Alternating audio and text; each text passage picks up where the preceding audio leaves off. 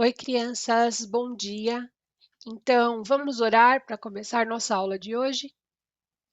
Senhor Deus e Pai, graças te damos, ó Deus, por tudo que o Senhor tem feito por nós, pelas nossas vidas, e também, ó Deus, pelo privilégio que temos de aprender sobre o Senhor. Obrigada, ó Deus, pela tua palavra. Fala conosco, é o que nós te pedimos no nome santo de Jesus. Amém.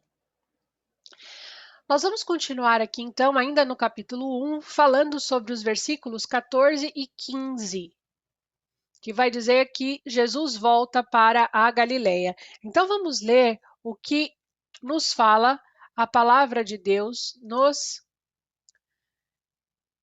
versículos 14 e 15. Depois de João ter sido preso, foi Jesus para a Galiléia pregando o evangelho de Deus, dizendo: O tempo está cumprido e o reino de Deus está próximo. Arrependei-vos e crede no evangelho. Então veja, a gente escuta aqui bastante falar da Galiléia. A Galiléia é um lugar bastante citado nesse evangelho. Então vamos ver aqui. Vamos relembrar. A Galileia era uma região situada aqui, ó, ao norte de Israel.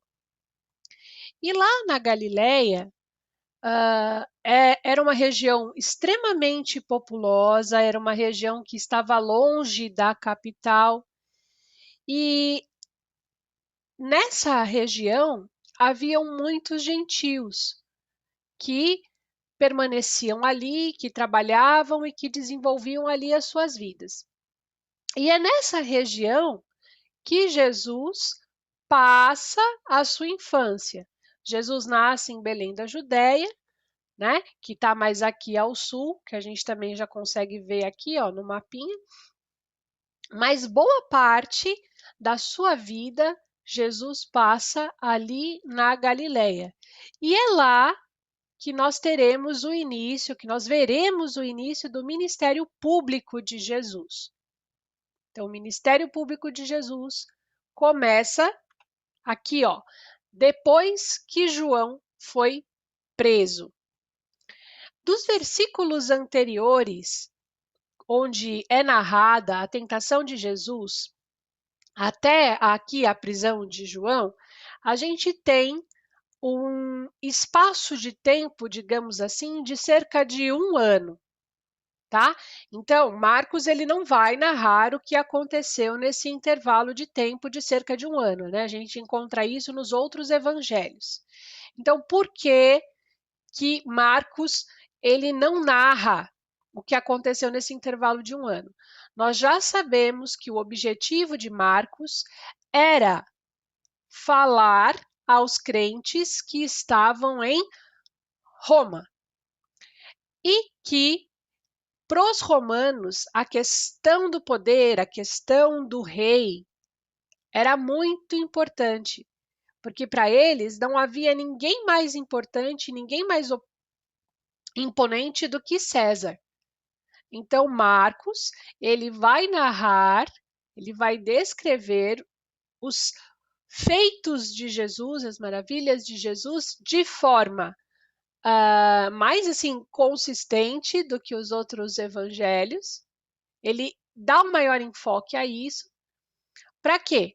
Para que ele mostre que a salvação e que o verdadeiro poder provém do Filho de Deus, que foi morto numa cruz pelos nossos pecados e que venceu a morte. Tá? Então é por isso que ele não narra para a gente o que aconteceu nesse intervalo de tempo aí de cerca de 1 ano.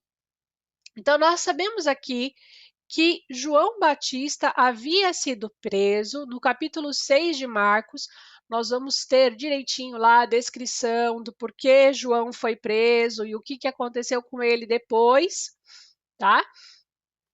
Então, vamos aos poucos, a gente vai chegar lá. Mas aqui ele foi preso por Herodes, o tetrarca, digamos assim, e Jesus ficou sabendo da prisão de João. Então ele volta lá para Galileia e ele começa a pregar a questão do evangelho. Pregar aqui no sentido de proclamar, de falar, de enviar uma mensagem. Naquela época, nós sabemos que os reis, eles mandavam arautos, que eram mensageiros, para falar sobre os seus decretos por todas as regiões ali do seu país. Então, aqui, esse pregar significa proclamar, exatamente da mesma forma que o rei mandava os seus oficiais fazerem acerca dos seus decretos. Então, o oficial do rei pegava aquele decreto e lia em voz alta em praça pública. Então, era assim que Jesus estava fazendo. Ele começa o seu ministério pregando o evangelho de Deus. E aí vocês sabem que o evangelho significa boas novas. E que boas novas eram essas, né, que Jesus estava trazendo? Vamos ver aqui no versículo 15. O tempo está cumprido e o reino de Deus está próximo. Arrependei-vos e crede no Evangelho. Então, Jesus está dizendo que o tempo está cumprido, ou seja, que chegou a hora dele mesmo falar e não João, certo? E o que Jesus vai dizer? Que o reino de Deus está próximo. Então, ele toca aqui numa é,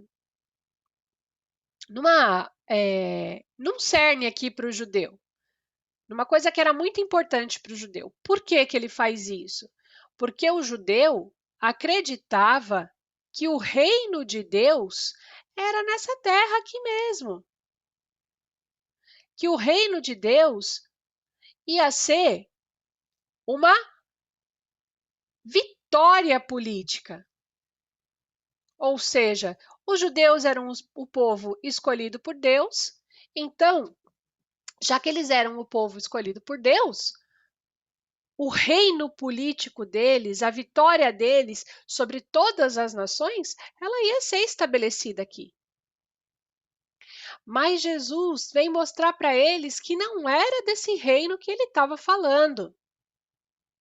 Ele estava falando de um reino celestial e não de um reino terreno. E era essa a grande questão para os judeus. Então Jesus vem anunciar que o reino dele está próximo, ou seja, está ali do ladinho, né, dos judeus. E eles acreditavam que o reino deles era aqui nessa terra mesmo, que era um reino de grande poder.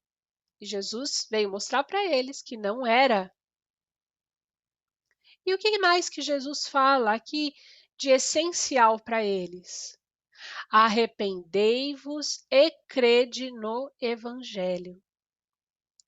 Então, essa mensagem vem trazer uma como se fosse religar cada um daqueles homens ao próprio Deus. Era isso que Jesus queria dizer, era essa boa nova que ele tinha a dizer. A mensagem de arrependimento, de mudança de vida, de deixar os pecados de lado e viver uma nova vida. Arrependei-vos e crede no Evangelho. Então, Jesus estava dizendo para aqueles homens: mudem a vida de vocês. Vivam aqui de forma íntegra, porque o meu reino não pertence a esse mundo. E aqui ele vai iniciar o seu ministério pregando e falando acerca do arrependimento, que era uma coisa que João já vinha fazendo, e tentando mostrando, né, tentando, eu não me expressei tão bem, mostrando para as pessoas a verdadeira mensagem, a verdadeira missão do nosso Deus, certo? Nós não podemos nos esquecer de uma coisa. O Evangelho, ele traz para nós as boas novas. Esse é o Evangelho de Deus. E que a mensagem clara do Evangelho, a mensagem que nos permite estar ligados, nos religarmos a Deus, é a mensagem do arrependimento. Não existe vida com Deus sem arrependimento e sem fé. Então, nós nos arrependemos dos nossos pecados e cremos na palavra do Senhor, naquilo que Ele tem dito para nós.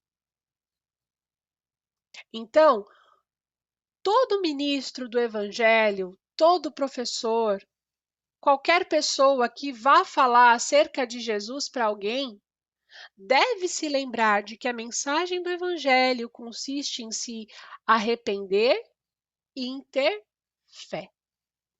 Certo? Então, que nós nos lembremos sempre disso.